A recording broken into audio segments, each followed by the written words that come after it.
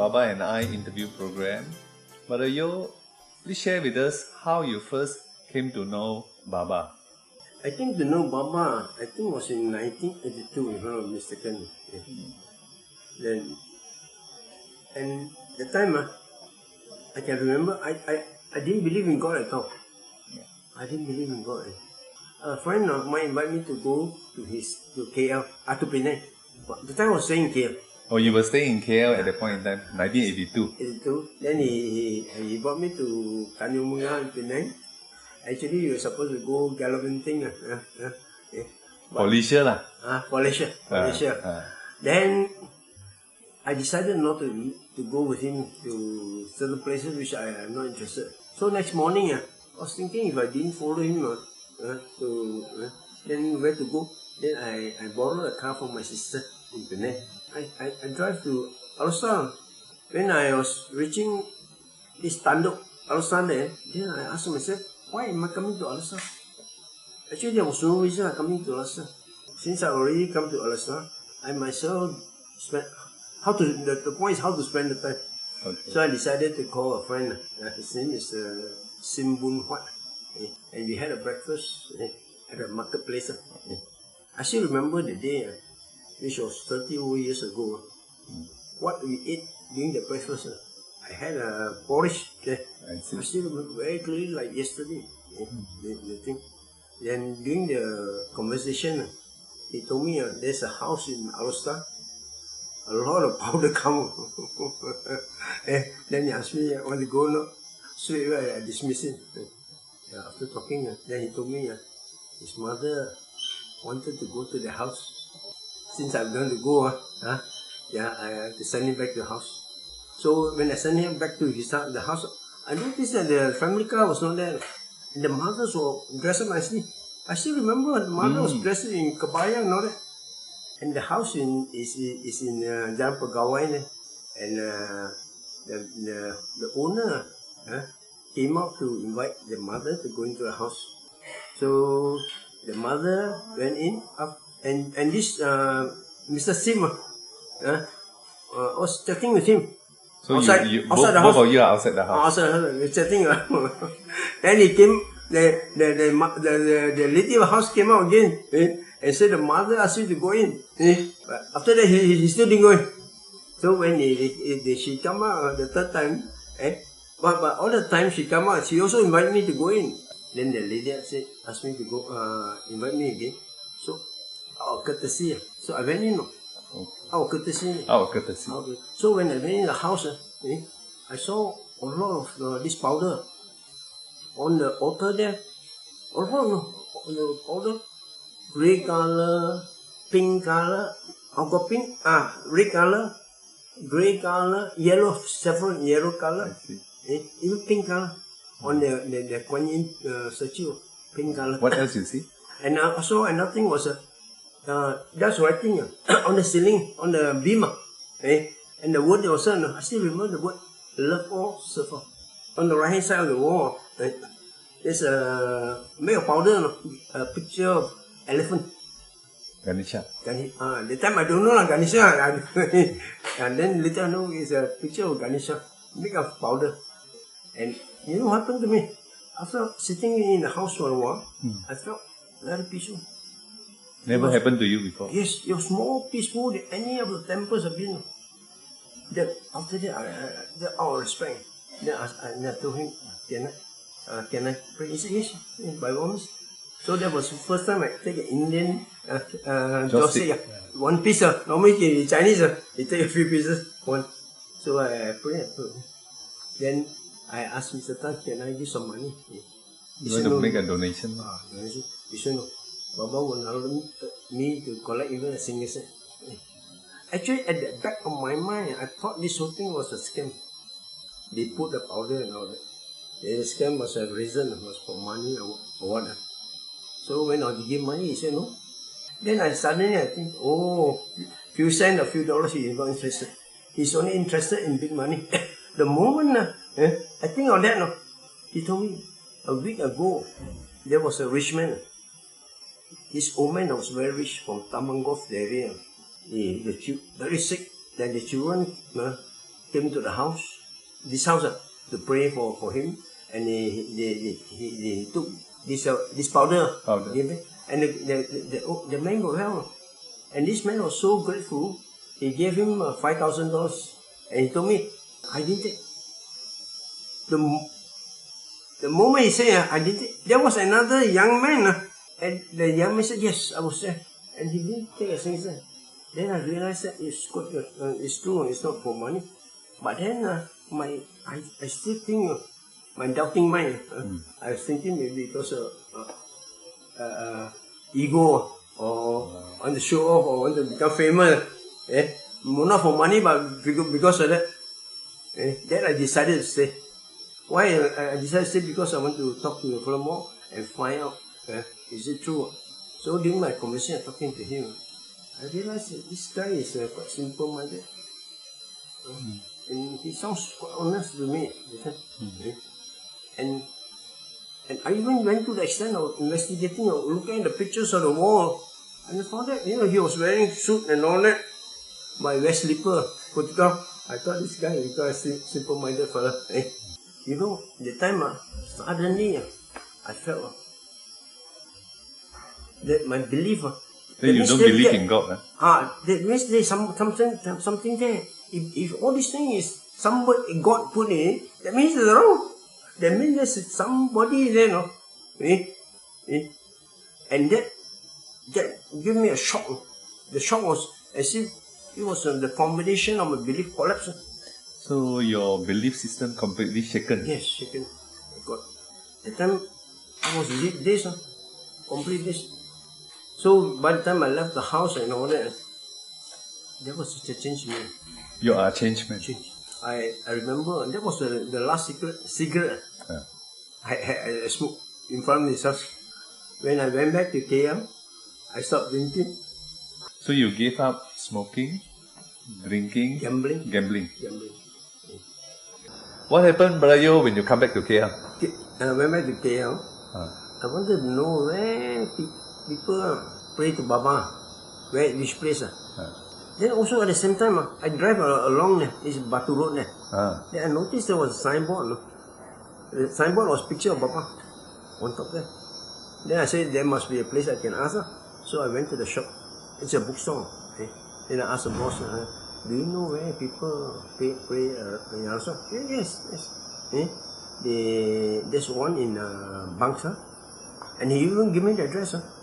Then another one is in Brookfield. Then I decided to go to the Bangsa. Another thing was, so I went to the shop. I bought a book from him also. And the book is called The Advents of Sathya Sai Baba. I see. And I bought 2 cassettes.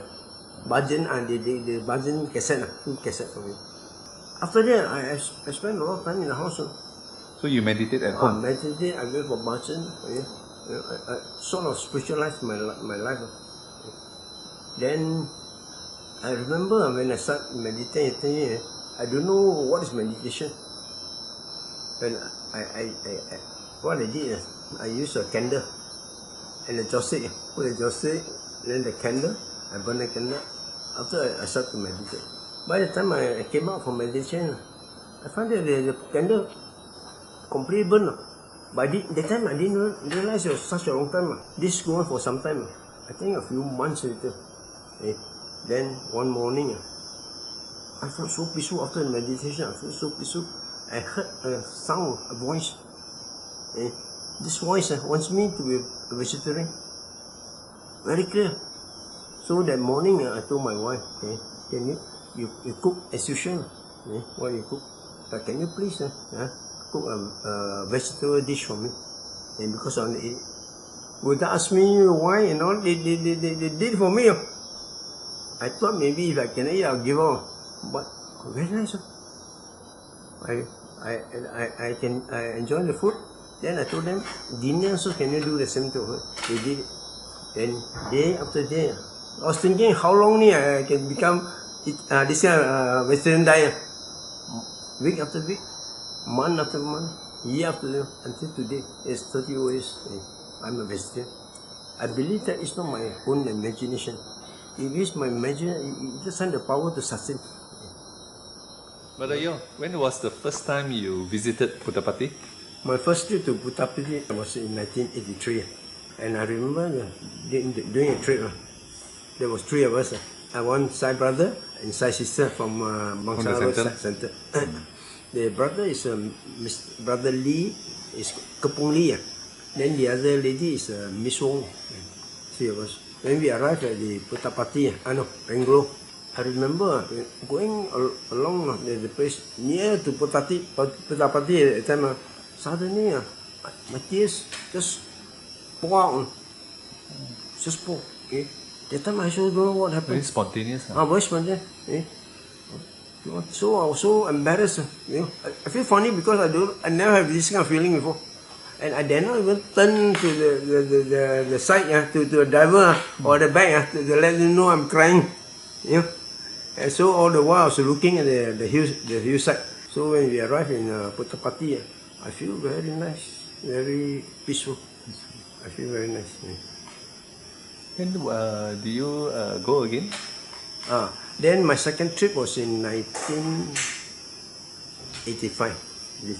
This time I brought my family, I brought my two youngest children. I remember the trip, we arriving at Puttapati at the time. Then the taxi man, I noticed people are very excited. When you're going near the gate, going in, people are excited. Then the taxi man told us, "Oh, you're very lucky." Then I said, "Why?" He said, "There's the Baba's elephant guitar coming out. We're going in, the guitar was coming out." He said, "Very lucky." So I was thinking, was so lucky about it. But actually, it's true. Immediately we got interview. We were calling for interview. So during the interview at the time, a lot of people, foreigners and all that. Then my wife was carrying the small, the youngest two children, but he was carrying the younger boy. And the younger boy was very restless, making noise and all that. And she couldn't handle him. So she don't know what to do. She brought the boy to me. So I felt that I was disturbing the interview. And then I decided to get off the Baba's room reluctantly. As I was going to leave the room, Baba asked me, "Where are you going?" I said, "I'm going." I said, "No, sit down." But when I sit down, my boy keep quiet. After a while, he started to make noise again. This time, Baba looked at my son, the youngest boy, and told him, "Look at him." He said, "Quiet, boy." Immediately, the boy quiet. So throughout the interview? Throughout the interview. Then I realized that when we go to Puttapati, actually you want to have a darshan of Baba, to see Baba. And besides seeing Baba, you want to talk to him. That's why we want to interview. And the small boy wants to talk to Baba. Want Baba to talk to him. So then I begin to realize that that's why he makes so much noise. And Baba talked to him, quiet boy. He kept quiet because he got his submersion. By 1995, my whole family became a vegetarian. I was having a business, amusement business in KL. So I decided to close this business. And because we are vegetarian, I was thinking maybe you move back to my hometown, Alustar, and to start a vegetarian business. That's how we started our Shanti vegetarian restaurant in Alustar. And we were the first vegetarian restaurant not only in Alustar, whole Kedah. We were the first one. And I run the business for 20 years. Yeoh, is there any significant event that happens in your life? I think, it's quite significant. It started when I got a phone call from KL. One side sister from KL rang me up. He said, there's an Australian couple. They come to Penang and they want to see miracles there. Baba's miracles. Baba's miracles. So we went to Gulugo Center. And because I hear that the side a lot of miracles happen, I brought them there. And immediately after we went to altar, then there was a sound, piang, and you notice that there was pendant, 4 pendants. Oh. 4 pendants. So you have the pendants with you? Yes. This is the pendant. Yeah. I see. So four came 4 pieces. That means one each. And Baba gave 1 each. And this Australian couple was very curious. They looked at me, asked me, "Is that Buddha?" Although, I told you, I look at it, I said, no, this is not Buddha, it's a monk. Then he asked me what monk, I said, I don't know. Then they turn around, they turn around, turn talisman around, then they were writing. Then asked me what is it, what's the writing? I said, I don't know, it's in Thai. So they asked me, it's a Buddhist temple, around in Penang. So I brought him to the Buddhist temple. The Thai Buddhist temple. Thai Buddhist temple. I remember when you go into the Buddhist temple, going in, after parking the car, walking in, immediately we saw the monk, chief priest came and then I prayed, pay homage. Pay homage to the monk. Then the monk said, what can I do for you? I said, no, I just want to ask you something regarding this talisman. Then he asked me to show him. So I showed him the time. He told me this is non-potent. Then this is very good for people who travel around. Wear it. He ordered me to wear it. Then after that I started to wear this. And a few months later, then after wearing the talisman, I was having I went to Sungai Petani, Business Street. After that, on the way back, I got a very bad feeling, a certain feeling that something going to happen. So I going to the highway time, I got this feeling. So I decided to drive slowly. I was driving quite slowly, And when I reached the next town, Kurun, the car started to skid. Oh, it went out of control. So I cannot do anything. So I shout, I call out my person. So you shouted Baba? Then I the smash, I don't know what happened, But then when I come out with them, then there were some people to come to help. Then later on, the car insurance, the adjuster, an Indian guy, he gave me a call. He said, Mr. Yeoh, why in the report you didn't say that your car overturned? I said, no, my car didn't overturn. He said, yes, your car was overturned. I said, if my old car overturned, I will get my head smashed out. Because if you look at the roof, it caved in, caved in. And I will hit my head again. Then he couldn't answer. Then he told me, he said, Mr. Yeoh, what I know is that your car has overturned. If you don't believe, please come to the workshop. So I went to the workshop. Then he showed me the roof. Then he showed me scratch mark. He told me this scratch mark is consistent that your car overturned and scratched the highway. You know what happened? During the accident, my car knocked down 2 palm trees. When I went back to the police station to make a report to Gurun, the inspector asked me, where is the driver? So I told him, I'm the driver. He couldn't believe it. He thought the driver was very badly hit. So he told me, charge you for knocking down 2 palm trees. I told him, you want to charge me for knocking down, I'll sue the highway because the place is not safe. Suddenly I was driving quite slowly and the whole car overturned. So that means the highway is something wrong with it. Then he told me, Tapa. Yeoh, who is Sai Baba to you? To me, Sai Baba is a spiritual guru and is a Sadguru. I feel that he's a Sadguru to me because after knowing him, he made me help me to give up bad habits like smoking, drinking, gambling, and become vegetarian. And now after this transformation, I feel happier. I feel more peaceful, more happy.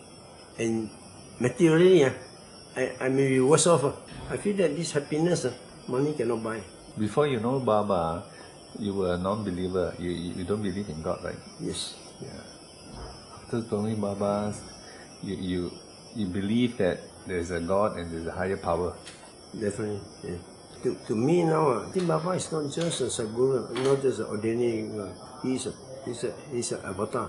He's a very powerful God. So thank you so much, Brother Yeoh, for spending time with us tonight, and may God bless you. Sayonara.